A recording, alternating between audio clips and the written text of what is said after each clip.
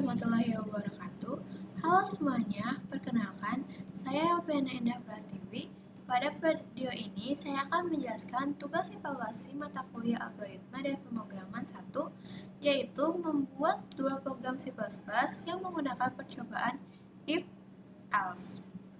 Sebelum saya menjelaskan program yang saya buat, saya jelaskan dulu secara singkat apa itu percobaan if-else. If-else adalah struktur percabangan yang digunakan untuk membuat keputusan di dalam program. Dengan percobaan ini, komputer bisa memilih tindakan yang berbeda berdasarkan kondisi tertentu. Jadi, misalnya, kalau syaratnya benar atau true, program menjalankan kode di dalam if. Kalau syaratnya tidak benar, program menjalankan kode di dalam else. Sebenarnya, if-else membantu program menentukan apa yang harus dilakukan sesuai input atau kondisi yang diberikan. Nah, konsep ini saya terapkan di dua program yang saya buat. Program pertama yaitu program penjualan barang. Program ini berfungsi untuk menghitung total penjualan berdasarkan kode barang dan jumlah barang yang dibeli. Ketika program dijalankan, pengguna diminta memasukkan kode barang dan jumlah barang. Setelah itu, program mencocokkan kode dengan nama dan harga barang menggunakan if-else. Selanjutnya, saya akan menjelaskan secara singkat program yang telah saya buat. Pada bagian atas, ada beberapa include. Yang pertama, include IOStream digunakan supaya program saya bisa menampilkan output ke layar dan menerima input dari user. Lalu yang kedua ada include IOManif yang berfungsi untuk mengatur format angka kalau nanti dibutuhkan.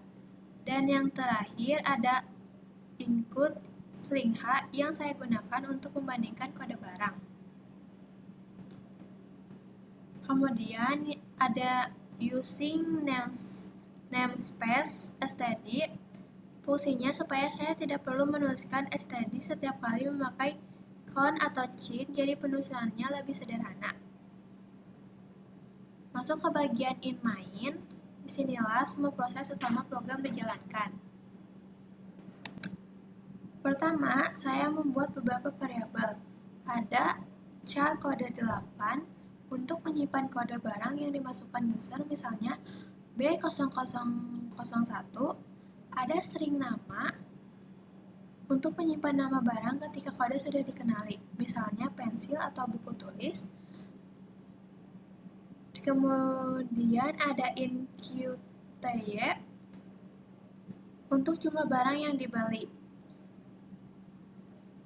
Kemudian ada beberapa variabel tipe double seperti harga, total, PPN, diskon, dan grand total untuk perhitungan angka. Selanjutnya, program menampilkan teks ke layar seperti masukkan kode barang dan masukkan jumlah barang. Di sini user memasukkan kode barang dan jumlah barang. Bagian yang paling penting adalah menentukan barang berdasarkan kode. Saya menggunakan fungsi strcmp atau strem untuk membandingkan string. Jika kode B001 barangnya pensil dengan harga 2.500, jika kode B0002 buku tulis dengan harga 3.000 dan seterusnya. Setelah nama barang dan harga ditentukan, program mulai menghitung. Pertama, dihitung total harga sama dengan harga dikali jumlah barang. Setelah itu dihitung PPN 10% dari total harga, yaitu PPN sama dengan 0,10 dikali total. Lalu program menentukan diskon sesuai total harga. Total 10.000 diskon 100, total 20.000 diskon 500, dan seterusnya. Setelah semuanya dihitung, baru ke grand total. dihitung dengan grand total sama dengan total ditambah PPN dikurang diskon.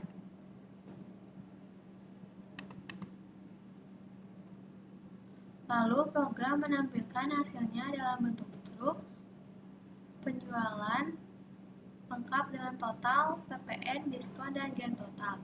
Program ini menunjukkan bagaimana percabangan dipakai untuk menentukan barang dan aturan diskon. Ini contoh hasil pemrogramannya.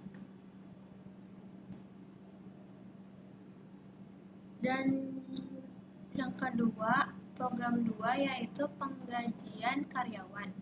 Program ini berfungsi untuk menghitung gaji seorang karyawan berdasarkan golongan dan aturan perhitungannya. Saat program dijalankan, pengguna diminta memasukkan nama karyawan dan golongan jabatan. Setelah itu, program mencocokkan golongan tersebut dengan jabatan, gaji pokok, dan tunjangan menggunakan struktur if-else. Saya juga akan menjelaskan secara singkat program yang telah saya buat. Seperti program yang pertama, di bagian paling atas ada include YoStream, ada include YoManip, dan ada include string H. Lalu ada juga using namespace dan fungsi in main. Dan di dalam fungsi in main saya membuat beberapa variabel. Ada char goal 2 untuk menyimpan golongan karyawan yaitu A, B, C, atau D. Ada string nama untuk menyimpan nama karyawan. Ada string jabatan untuk menentukan jabatan berdasarkan golongan. Lalu ada variabel double untuk menyimpan gaji pokok, tunjangan, PPN, gaji bersih. Setelah itu, program meminta user memasukkan nama karyawan dan golongan. Untuk nama, saya menggunakan getLin supaya namanya memiliki spasi bisa terbaca. Selanjutnya, program mengecek golongan yang dimasukkan dengan strcmp stream. Jika golongan sama dengan A, jabatan direktur, gaji pokok 5 juta, tunjangan 10%. Jika B, manajer, gaji 3 juta, tunjangan 5%, dan seterusnya. Setelah jabatan ditentukan, program menghitung tunjangan berdasarkan persentase golongan.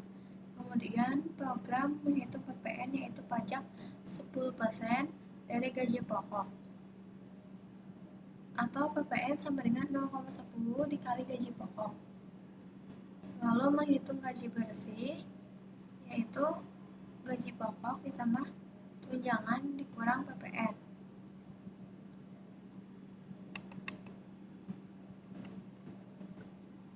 Hasil ditampilkan dalam bentuk slip gaji yang rapi.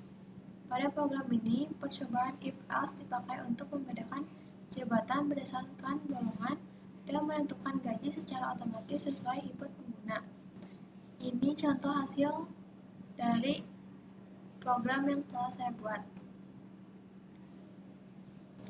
Kesimpulannya, dari dua program yang dibuat, bisa disimpulkan bahwa struktur percabangan if-else sangat penting untuk membantu program mengambil keputusan berdasarkan kondisi tertentu.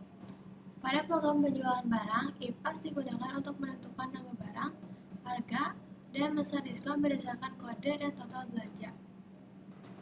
Sedangkan pada program penggajian karyawan, if-else dipakai untuk menentukan jabatan, gaji pokok, tunjangan, serta menghitung gaji bersih berdasarkan golongan yang dimasukkan. Melalui penerapan if-else, kedua program dapat berjalan otomatis dan menghasilkan output yang berbeda sesuai input dari pengguna. Ini menunjukkan bahwa pencabangan sangat membantu dalam membuat program yang fleksibel, dinamis, dan mudah digunakan. Sekian video dari saya. Mohon maaf bila ada salah kata. Terima kasih. Wassalamualaikum warahmatullahi wabarakatuh.